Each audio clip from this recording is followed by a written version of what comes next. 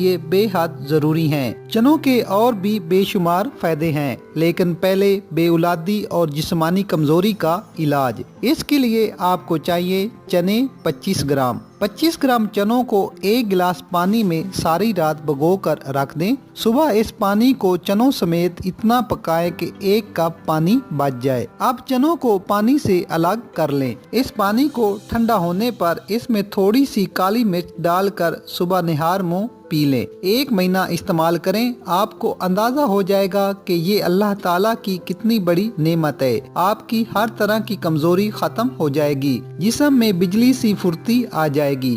اب وہ چنے جو آپ نے علیحدہ کیے تھے ان کو ضائع نہیں کرنا۔ اولاد کے خواہش مند حضرات جو اولاد جیسی نعمت سے محروم ہیں، ان کو چاہیے کالے چنے 25 گرام ابلے ہوئے، انڈے کی زردی 1 عدد، دودھ 1 کپ۔ چنوں کو بلینڈر میں ڈال کر